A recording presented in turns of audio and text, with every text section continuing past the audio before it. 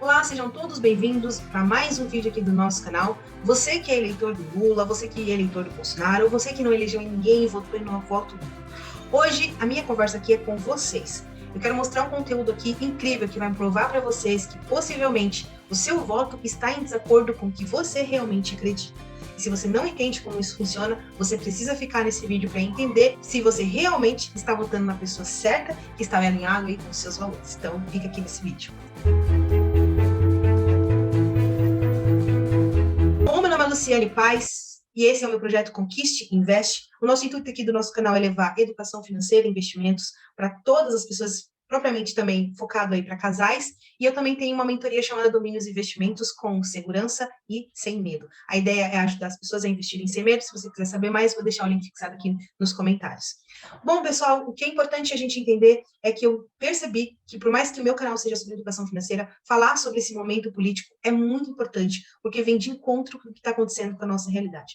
E eu resolvi que eu quero fazer parte disso, e eu resolvi dar a minha parcela de contribuição para ajudar vocês a entenderem se o candidato que vocês estão votando realmente é bom para vocês, se realmente está alinhado com aquilo que vocês precisam, versus também com o nosso Brasil. Então, essa é a minha parcela, eu fiz um estudo muito incrível e eu vou contribuir aqui com vocês nesse vídeo. Para começar, eu separei alguns fatores que eu julgo ser muito importante que a gente avalie de ambos esses candidatos, até para você que está com um voto nulo, não sabe muito bem em quem votar, ou se está meio decepcionado, lembre-se que, se você não escolher, alguém vai escolher para você. E depois, não adianta muito você tentar reclamar, porque você vai reclamar para quem? Se o Brasil não tiver da forma que você espera. Aqui a intenção é mostrar para vocês que nós temos na nossa parte cognitiva, nós tomamos as nossas decisões com pautas nos nossos vieses cognitivos. Lu, o que é isso? Os vieses cognitivos são propriamente a nossa cultura interna de informação. Tudo que a gente tem, toda a nossa biblioteca interna de consumo de conteúdo que ao longo da nossa vida nós vamos construindo. E a partir desse conteúdo, o nosso cérebro traz à tona respostas que nos confortem. Por quê? O nosso cérebro não quer que você sofra. O seu cérebro trabalha e funciona num formato para que você não sofra. Diante disso, qualquer tipo de dúvida, medo ou inconstância que você tenha com você mesmo, seu cérebro vai ajudar você trazendo algumas frases que te consolem ou que façam com que você se sinta bem, tomando uma decisão que muitas vezes vai contra aquilo que você acredita. É por isso que os políticos não querem que você veja esse vídeo, porque esse vídeo vai trazer à tona o que eles têm tanto trabalhado para enganar você. Então aqui eu separei para vocês, vou mostrar aqui meu material, para a gente poder compartilhar alguns fatos. Primeira coisa, principalmente você que está em cima do muro e você que tem um candidato de escolha. Aqui eu separei os crimes que foram confirmados. Crimes confirmados por ambos os candidatos. E a gente precisa entender aqui, eu preciso votar em candidatos que sejam honestos, que não tenham crime sobre as suas costas. E aqui eu vou mostrar fatos sobre esses ambos os candidatos. Será que todos os dois têm crimes realmente confirmados? Vamos começar então aqui. O ex-presidente Lula, ele tem de fato, vou até pegar aqui minha canetinha, crimes confirmados. Então, para você que de fato é eleitor do Lula, nesse momento, a sua emoção deve estar falando mais alto. E você deve estar muito bravo comigo, dizendo: ele é inocente, os crimes dele não foram confirmados. Então, essas mesmas falácias que você está repetindo, é porque, obviamente, você escutou de outras pessoas, e isso trouxe à luz a sua emoção. Tira um pouco a sua razão da sua emoção. Traz à tona o seu lado racional da coisa. E entenda, ele não foi absolvido. O Lula, ele é um corrupto taxado. Ou seja, ele foi realmente condenado pelos crimes de corrupção, por triplex, sítio, corrupção da sede do Instituto Lula e corrupção de doações do Instituto Lula. Ele usava o Instituto para desvincular corrupção, lavagem de dinheiro. Ele é um condenado, ele é um bandido, um criminoso. Bom, vamos lá. O que você entende por ser um criminoso ou um bandido? Vamos entender agora o nosso lado racional. Por exemplo, se o seu candidato que você não gosta, o Bolsonaro, tivesse sido condenado pelos mesmos crimes que estão sendo apresentados que o Lula foi condenado. Se ele tivesse sido realmente condenado, você acha que ele deveria ser candidato à reeleição? Você acha que esse candidato não deveria estar preso? Se você disser que sim, que se o Bolsonaro tivesse cometido os crimes de lavagem, de corrupção, ele deveria ser preso, por que então você está colocando que o Lula é inocente? Se são crimes confirmados. Porque você está deixando a sua emoção falar mais alto. Quando você desvincula o Lula e coloca outra pessoa no lugar dele, com os mesmos crimes que foram pautados, com a mesma situação que ele se encontra, automaticamente os seus valores falariam mais alto. E você, de fato, iria falar que essa pessoa deveria ser presa. Porque, vamos lá, se um bandido rouba a sua casa, leva o seu dinheiro, e dentro do município eles pegam esse bandido, prendem esse bandido e realmente condenam esse bandido, o fato de um um ministério. O fato do Supremo Tribunal Federal dizer, olha, município, aí não está certo a condenação, ele tem que mudar o município para poder ser condenado pelos crimes que ele cometeu. É mais ou menos isso que o STF está falando para o Lula. Ele é, sim, um condenado, ele realmente cometeu esses crimes, mas aonde ele foi julgado, que é Curitiba, não é o lugar certo. Ele precisa ir para Brasília. E eu vou mostrar isso aqui na íntegra para vocês. Eu vou mostrar aqui para vocês, aqui na minha telinha, ó. Eu vou mostrar aqui para vocês, esse aqui é o site, e aqui está o diferimento, aonde o STF fala, olha, a sede não é Curitiba, tá aqui, tem que ser outro lugar. Em nenhum momento, aqui no diferimento do Tribunal Federal, que aqui eu estou mostrando o diferimento do Superior Tribunal, que o link eu vou deixar até aqui na descrição desse vídeo, está mostrando aqui que ele não é inocente, e sim só que o lugar onde ele foi julgado não é o correto. Com isso, se o próprio Supremo não deu a ele a inocência dos seus crimes, significa que ele realmente ele é um condenado, só que o processo foi feito num formato em que ele pudesse ser reeleito, visto que nós temos um sistema corrupto no nosso Superior Tribunal Federal. Sim, pessoal, os ministros que estão lá são corrompidos e não estão seguindo a nossa Constituição.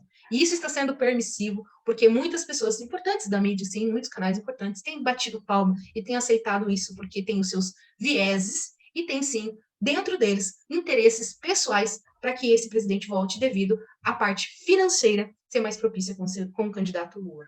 Então, pensa um pouquinho, você que vota no seu candidato Lula, ele é um corrupto. O que você vai falar para o seu filho no futuro? Quando você disser para o seu filho, qual é a mensagem que você vai dar para o seu filho, que você que é pai, ainda que você não seja hoje, mas você no futuro, você que é jovem, qual o recado que você vai dizer para o seu filho? Que o crime compensa? Que todos os governantes que cometerem crime, eles podem voltar à cena do crime? Qualquer político pode fazer isso? Desvincula o Lula da imagem dos crimes, porque você tem um apego emocional ao candidato, mas tira ele do cenário e coloca como se fosse um político. Os políticos podem cometer corrupção, nos roubar, enviar dinheiro para outros países, fazer a maior lavagem de corrupção do mundo, serem pegos, serem julgados, terem provas fatídicas contra os seus crimes e ainda assim saírem ilesos. Essa é a mensagem que você vai deixar para os seus filhos, que sim, o crime compensa e os bandidos podem roubar e não serem penalizados.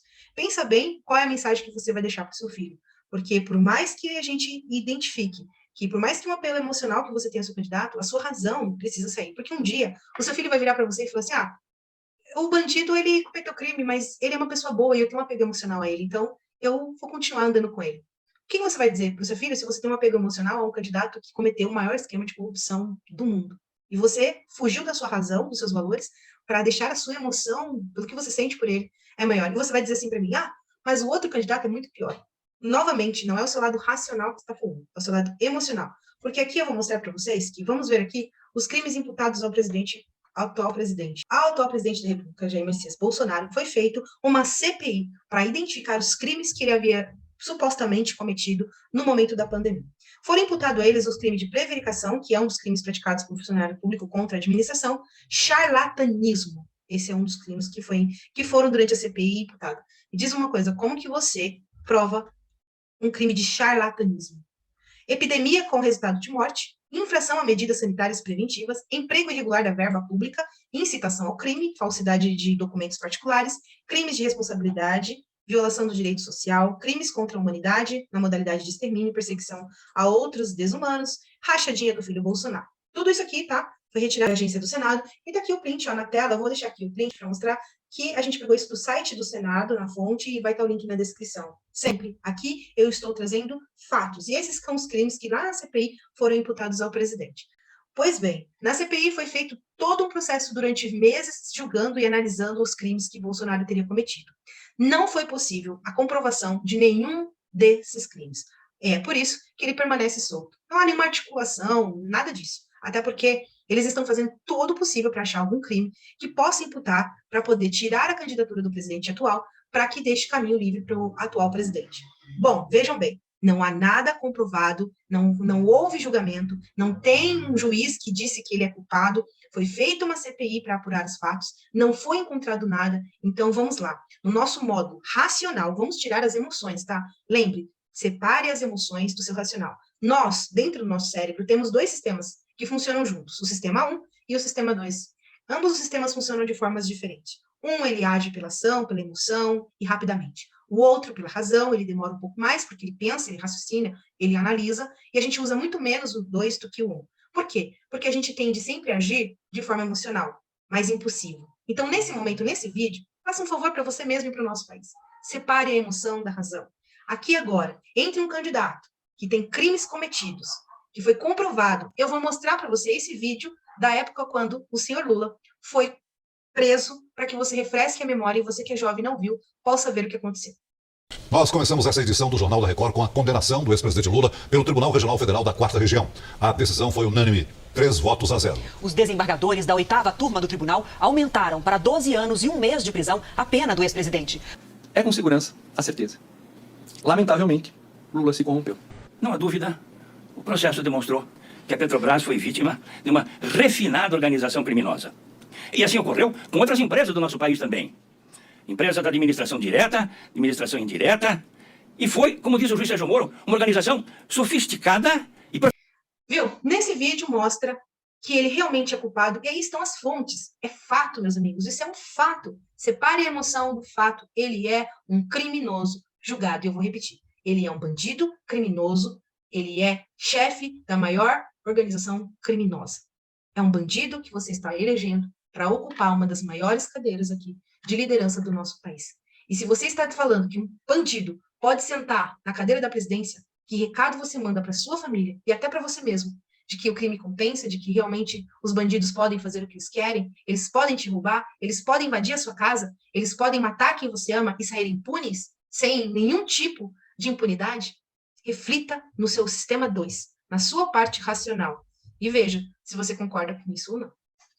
Bom, se entre um candidato que tem crimes, entre o outro candidato que não foi comprovado, não tem instância, não tem juiz, não foi dito que ele precisava ser preso e não foi achado nada nessa CPI para culpá-lo, bom, então nós temos um candidato que é criminoso versus um candidato que não tem nenhum crime imputado sobre ele, ou seja, não foi identificado nenhuma corrupção por ele no seu governo. Se existem outros âmbitos de corrupção por baixo do sistema, realmente pode acontecer e nem tudo vai ser possível ser pego. Mas nesse momento, o que tange o presidente atual da República, não há nada imputado contra ele de que ele seja corrupto. Inclusive a mídia nem consegue chamá-lo de corrupto, porque não há. Eles acham outros adjetivos como machista, sexista, homofóbico, enfim, genocida, fascista, todos esses istas, porque não consegue dizer que ele é corrupto. E racionalmente falando, vamos olhar racional. Quem você prefere que cuide da sua casa? Um segurança que você vai contratar para poder fazer a segurança da sua casa, você escolheria um segurança que já tem um crime sobre suas costas, que já foi preso, foi condenado, julgado, comprovado que ele era um bandido e um criminoso, ou você vai querer alguém que, sobre suas costas, não tem nenhum time de crime imputado a ele? Quem você escolheria para cuidar da sua casa? Se para cuidar da sua casa você escolhe alguém que não tenha crime nenhum, que não tenha antecedentes criminais, por que você vai escolher alguém que foi condenado, é corrupto, para o atual governo do Brasil? Pensa nisso. Separa o emocional do racional. Você vai conseguir chegar a uma resposta. Bom, segundo ponto que a gente realmente sabe, que pega bastante, que eu realmente resolvi passar aqui com vocês. E aqui, de novo, nós estamos falando sempre de fatos. Bom, vamos falar aqui, pessoal, da taxa de desemprego. Isso é um fator muito importante para o nosso atual momento. Por quê? Nós realmente precisamos estar empregados para poder ter uma vida digna, para poder comprar as coisas que nós queremos. E eu quero trazer para vocês aqui um ponto importante da questão de desemprego. No governo Lula, entre 2000 e 2011, o Lula entregou o governo com uma taxa de desemprego de 6,10%. Já o governo Dilma, em seguida do governo Lula, que tem as mesmas diretrizes, as mesmas premissas do PT, entregou o desemprego com taxa de 12,10%. E eu quero deixar uma coisa bem clara aqui para vocês. Em nenhum dos governos Lula e Dilma se vivenciou uma pandemia como a nossa. Por isso, novamente, eu vou falar para você, separe o racional do emocional e pense de forma racional como que um governo que não teve nenhuma pandemia do tamanho que nós tivemos do Covid e que não teve uma guerra nos seus governos, puderam chegar a uma taxa de desemprego de 12,10%. O Bolsonaro hoje, no atual momento, nós estamos com uma taxa de desemprego de 8,9%. Essa taxa de desemprego, ainda com uma pandemia monstruosa que nós tivemos, onde várias empresas tiveram que fechar, várias pessoas tiveram seus empregos perdidos. Mesmo assim, ele conseguiu e está conseguindo deixar uma taxa de desemprego menor do que o governo Dilma deixou. Percebam, razão. Esses números são números tirados do IBGE, e eu vou deixar o link para que vocês entendam que isso é um fato. Eu não estou trazendo nenhuma narrativa. São números expostos pelo site do IBGE, que é um site de confiança onde todos tiram as informações para poderem analisar o mercado. Então, pensam, pessoal, isso Não tem como você não ter uma diferença. E você que não vota ninguém, seja racional. Se você pudesse escolher hoje, você queria um governo que tem uma taxa de 8,9 de desemprego caindo devido ao pulsar da economia, ou você vai querer correr o risco de entregar o governo a um governo que deixou a taxa em 12,10 sem pandemia e sem guerra. E eu vou reforçar isso aqui, porque eu acho bem importante. O governo Dilma e Lula não tiveram uma pandemia e não tiveram uma guerra. Já o governo do Bolsonaro teve que vivenciar uma pandemia jamais vista na humanidade e uma guerra logo em seguida. Bom, se esses fatos não trazem à luz a nossa razão, eu não sei mais como nós podemos decidir. Se nós deixarmos a nossa emoção e a nossa cegueira emocional de nós mesmos tomarmos decisões por falas ditas e não por números, fatos, realmente é perigoso esse campo, porque nada do que o ex-presidente faça, por exemplo, Lula, se você deixar a emoção falar mais alto do que a razão, ele pode fazer o que ele quiser. E você sempre vai achar dentro de você premissas que tornem ele inocente, mesmo que ele não seja, pelo seu afeto emocional dedicado ao presidente. Então, por exemplo, ele pode entrar no governo, fazer um péssimo governo, mas você vai ter o seu orgulho próprio de você ter votado e esperar um resultado positivo, e em frente às outras pessoas, você também vai se sentir mal por falar mal de alguém que está indo mal. Então, você vai querer achar dentro de você argumentos que justifiquem o governo dele estar indo mal, se caso assim ocorrer. Então, você vai dizer, mas é por causa do outro governo? Mas é por causa disso? Você sempre vai usar fatores que distanciem a realidade da pessoa por qual você tem um afeto emocional, por qual você tem um viés favorável. E isso é muito... E nisso nós precisamos ter muitos cuidados, porque nós podemos tomar decisões sempre erradas na nossa vida, e isso vem de encontro à sua vida financeira também, se você sempre assim o fizer. Achar sempre justificativas para poder amparar algo de errado que alguém que você gosta faz, ou até mesmo você. Bom, eu trouxe mais um ponto aqui, de fato, para evidenciar para você ajudar na sua tomada de decisão. Bom, como você sempre imagina que o Lula tenha feito um bom governo, que de 2002, o primeiro mandato dele, ele foi ótimo, então você tem uma memória afetiva boa daquele tempo. Então é isso que o seu cérebro traz. Ele guardou somente as memórias positivas desse período. E talvez algumas coisas você tenha esquecido. Eu vou colocar esse vídeo aqui agora para você se lembrar um pouco daquela época, tá? Sou médica, eu tô revoltada, tô sozinha nessa porcaria aqui. Não posso fazer nada pelo excesso de pacientes doentes. E a secretaria, o governador não faz nada. Tem gente que acha que não deveria ter Copa do Mundo, ótimo. Tem gente que acha que tem. Então, o que eu acho é que nós precisamos fazer disso um motivo de orgulho pro nosso país. Agora tem gente que acha que não pode fazer Olimpíada porque não tem hospital. Olha, sinceramente, eu acho isso um retrocesso. Flagramos o descaso com pacientes internados no maior hospital do norte de Minas Gerais. O corredor está lotado, com pacientes em macas que na maioria... Fraude no leite em pó, fraude nos remédios, fraude nos combustíveis, fraude no metrô de São Paulo, na Previdência, no fundo para os municípios. Na polícia tem corrupção? Tem. E na política não tem? No empresariado não tem? No poder judiciário não tem? Em todo o segmento da sociedade tem. Mas eu tenho certeza que você entendeu que ele fez um bom governo. Bom, existia um fator que fez com que ele tivesse, de fato, um bom governo.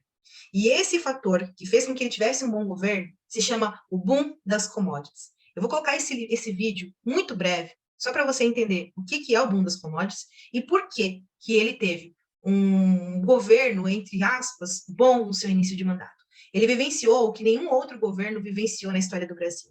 E mesmo assim, ele não conseguiu aproveitar para alavancar o nosso Brasil. Então, infelizmente, ele não aproveitou e tá aí esse vídeo para você analisar. Bom, mas essa é fácil. O período entre 2001 e 2014 foi marcado por rápido crescimento na demanda por commodities na China e na Índia. E essa alta na demanda, provocada por nada menos que as duas maiores populações do mundo, pressionou os preços das matérias-primas para cima e favoreceu a balança comercial dos países que se sustentaram da exportação de commodities, como, justamente, os países da América Latina. Se você pegar o gráfico da relação entre a oferta e demanda por minério de ferro, por exemplo, vai ver que ele vem de uma estabilidade desde 1990 e 13 anos depois, exatamente no ano em que o Lula entra no poder, a demanda por ferro começa a subir fortemente. Você pode ver o mesmo acontecendo com as commodities agrícolas, e o movimento é também idêntico ao comportamento de alta e queda entre os países latino-americanos entre o período de 2000 a 2014. O resultado desse ciclo de alta na economia dos países sul-americanos se reflete em todas as outras métricas. O crescente setor de commodities do país atrai mão de obra, o que eleva os salários e diminui a taxa de desemprego, o que, consequentemente, diminui a pobreza do país. Como a maioria dos empregos gerados são de baixa qualificação, é natural que essa geração de empregos beneficie principalmente os mais pobres,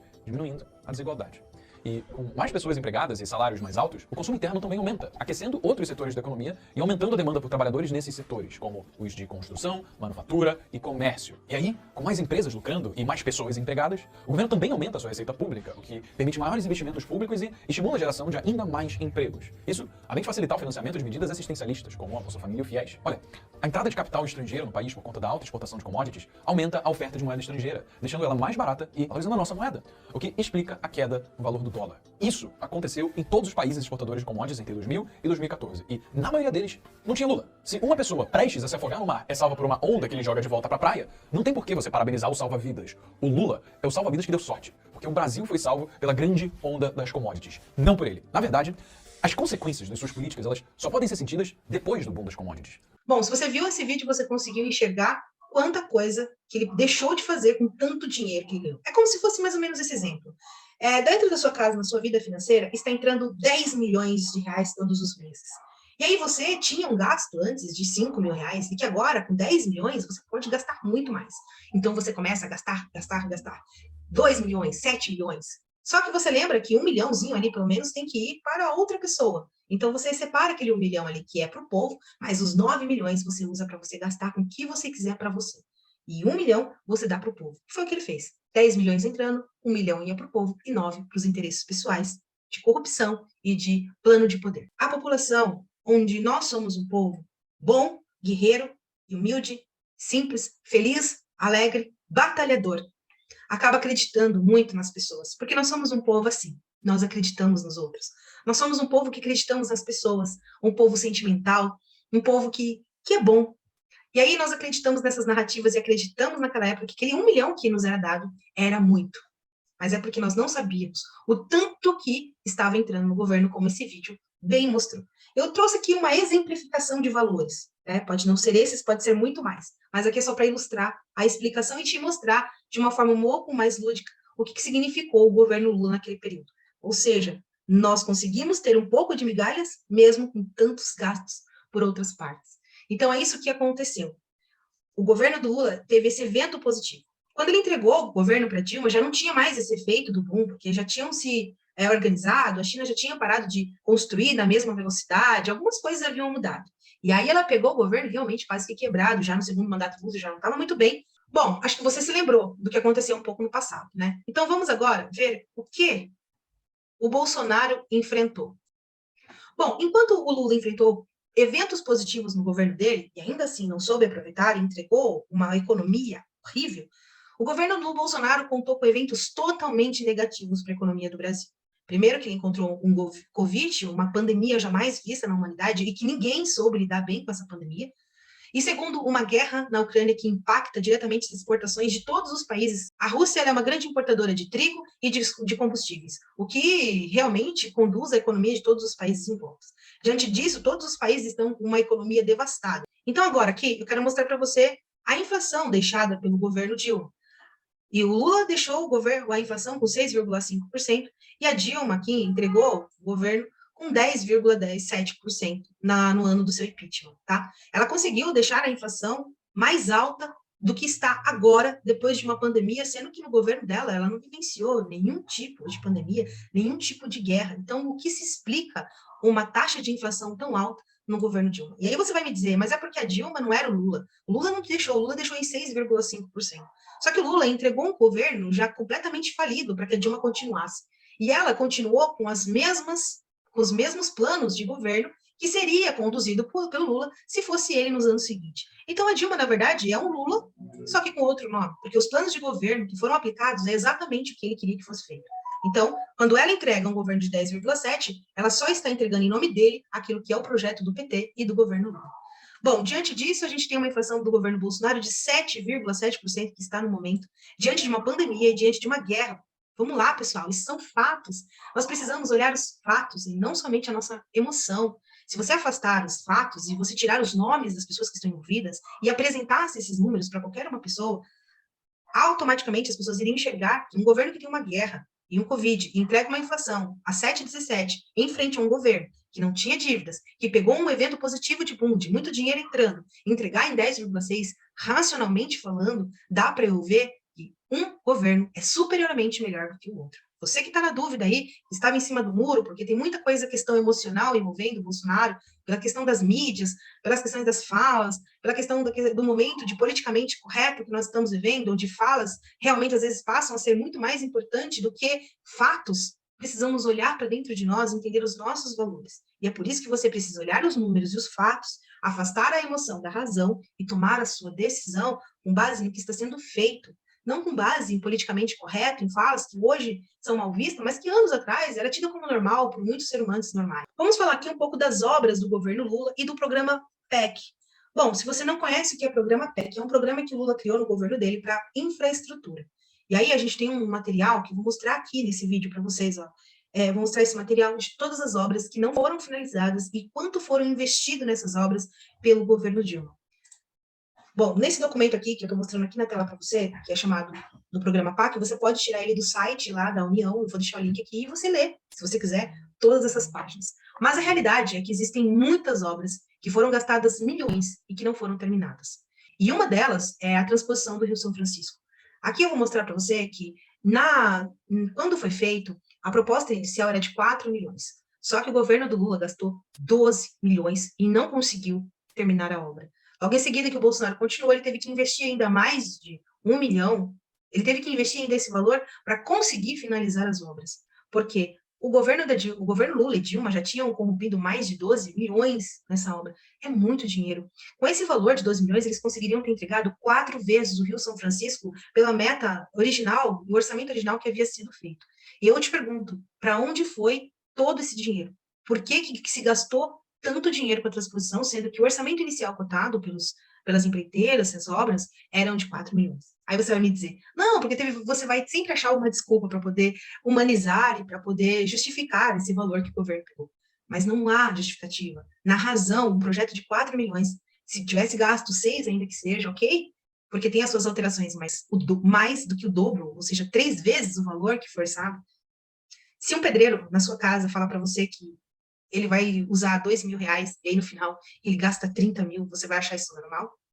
Bom, pensa, racionalmente falando, porque se a gente deixar a emoção, a gente realmente vai achar sempre uma desculpa que ampare os erros do candidato que você mais tem apreço.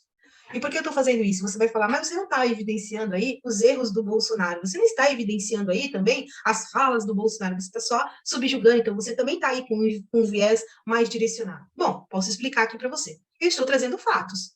Como que eu vou descontextualizar falas que são fatos? As obras não foram terminadas. No governo Bolsonaro foi-se investido esse valor porque precisava se terminar, muito menos do que já haviam sido feitos. No governo do Bolsonaro, ele resolveu, ao invés de começar obras afortunadas, finalizar as obras de 40, 60 anos. E eu vou deixar aqui na tela para você, eu vou mostrar esse vídeo das obras do próprio Tarcísio falando, das obras que foram finalizadas no governo pelo ministro da Infraestrutura, Tarcísio. Dá uma olhada nesse vídeo. O ministro Tarcísio de Freitas esteve na Comissão de Infraestrutura do Senado e fez um balanço das obras realizadas e também privatizações. Até o fim do ano, 100 grandes construções no setor de transportes serão entregues pelo governo federal. O ministro da Infraestrutura falou aos senadores da comissão sobre as obras e investimentos no setor. A gente tem alguns resultados para comemorar. No primeiro semestre deste ano foram 51 entregas. A gente deve acabar o ano de 2021 com mais de 100 entregas, com mais de 2 mil quilômetros de pavimentação entregues em todo o Brasil. Tarcísio Gomes de Freitas ainda apresentou os números das privatizações. De janeiro de 2019 até o momento, foram 74 leilões de ativos de infraestrutura, com a contratação de 80 bilhões de reais em investimentos. E a assinatura de 96 contratos de adesão para terminais privados, com a contratação de 13 bilhões de reais em investimentos no setor portuário. Segundo ele, em outubro, o Ministério inicia outra temporada de concessões. Começando no dia 29 de outubro, com o leilão da rodovia Presidente Dutra, a gente está falando de 15 bilhões de investimentos entre o Rio de Janeiro e São Paulo, além da incorporação da Rio Santos. Bom, se diante desse vídeo você vê que todas as obras foram finalizadas, se essas obras que foram feitas e finalizadas não são racionais, qual é a fala que eu posso trazer aqui negativa do Bolsonaro que você possa ter que implicaria? Eu não sei qual. Então, eu estou tentando olhar a parte só racional, não emocional. Se você tem alguma coisa emocional do ato de um presidente assumir um governo e ele resolver terminar as obras, o que de errado pode ter nisso? Mas eu não entendi. Então, você pode deixar aqui nos comentários que eu também vou querer ler, tá bom? Vamos lá. Um dos programas de governo assistenciais principais do governo Lula foi o Bolsa Família, que realmente trouxe aí vários valores. E aqui tem até o site para você olhar o valor que na época era destinado. O Bolsa Família era de R$ 80 por família. Bom, no governo do Bolsonaro, a gente tem o Auxílio Brasil.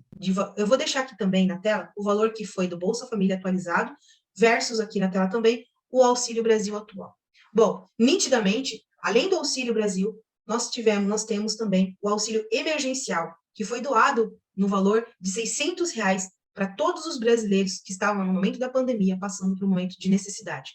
Bom, nesse momento do auxílio emergencial e do Auxílio Brasil, nós tivemos um ponto importante a ser analisado. Foram famílias que nem estavam cadastradas no Bolsa Família, que também passaram a receber o auxílio emergencial. Então, não só foi o programa do Bolsa Família que as famílias começaram a receber. Todas as famílias que naquele momento estavam sem emprego, desempregadas, conseguiram o auxílio emergencial para poder passar pelo momento de pandemia. E esse foi o valor investido na totalidade para o auxílio emergencial. E aí nós temos o auxílio que realmente vai ser dado, e é um valor realmente que está sendo avaliado. Nesse atual momento, essas são as propostas dos candidatos para o auxílio, porém nós precisamos entender que auxílios tendem a trazer um efeito negativo para a economia. Apesar das famílias precisarem muito desses auxílios, o governo precisa ter realmente mapeado de onde vai sair o dinheiro para que se mantenha esse auxílio para essas famílias. Bom, no governo Bolsonaro, as implementações que estão sendo feitas para se manter o auxílio são redução de impostos, estatizações de empresas estatais, investimentos exterior. No governo Lula, a gente ainda não tem um mapeamento disso, porque ele não abriu e nós não sabemos qual é o plano de governo econômico que o Lula tem para manter o auxílio emergencial a R$600 versus de onde esse dinheiro vai sair para manter esse auxílio. Então, aí a gente não tem essa informação.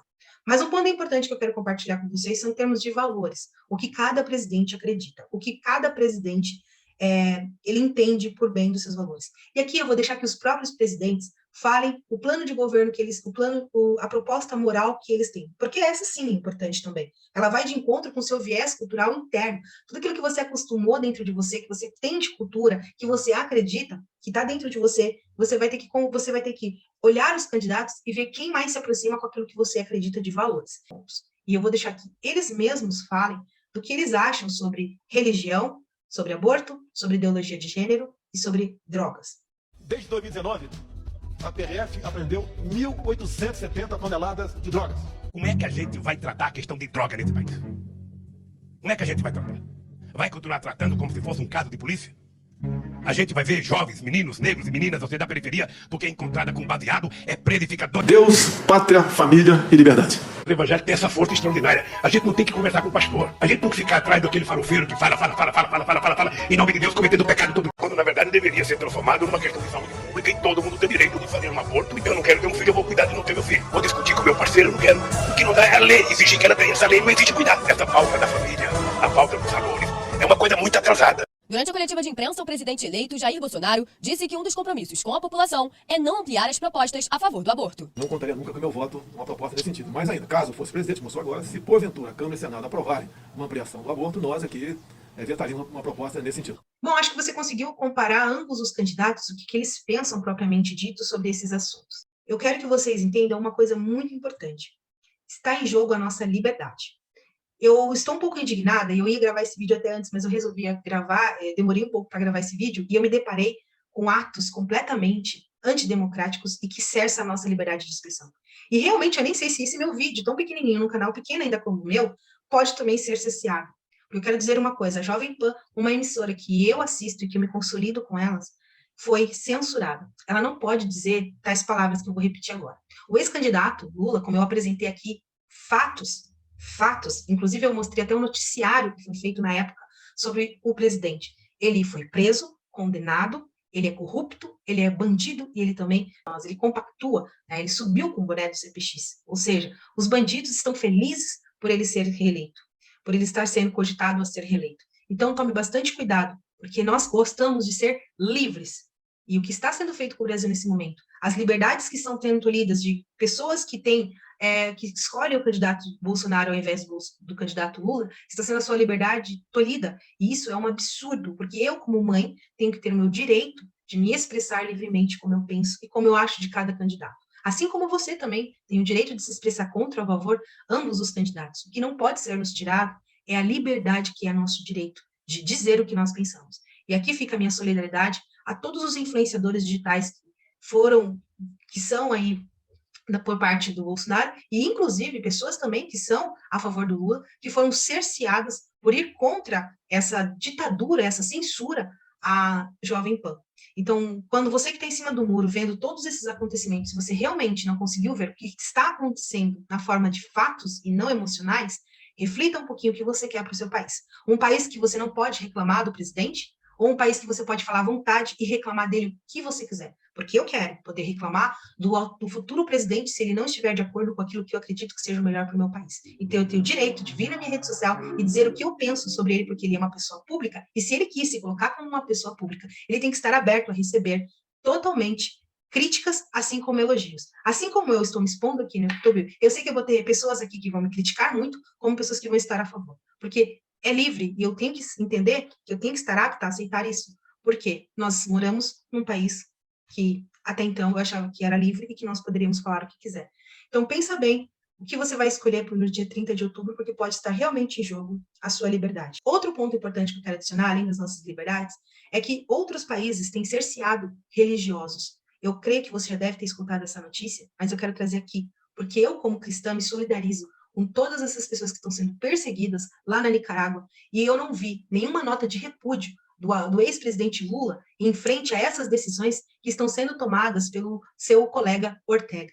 Eu gostaria muito, eu esperava isso do presidente, que ele se manifestasse contra, porque estão sendo expulsos senhoras que cuidam de crianças, estão sendo expulsos padres simplesmente porque são padres, e isso é um absurdo. Então eu gostaria muito de entender por que isso continua acontecendo e por que não foi feito, não foi dado pelo candidato Lula nenhuma nota de repúdio diante desses acontecimentos. Simplesmente ele se calou e disse que não tinha nada a ver com o assunto. Diante disso, a gente tem um outro candidato, que é o atual presidente, sendo compadecente e também oferecendo asilo aqui no nosso país para acolher essas pessoas que estão sendo expulsas de seus países pela sua religião.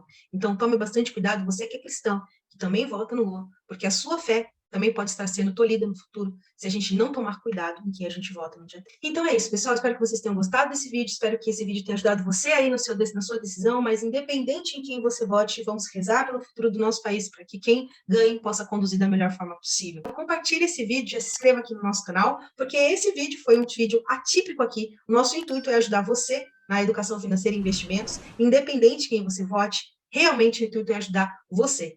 Então, espero que você tenha entendido o intuito desse vídeo e a gente se vê no nosso próximo vídeo. Um beijo, fica com Deus, Ele te abençoe, Ele me abençoe aqui e tchau. Fica com Deus.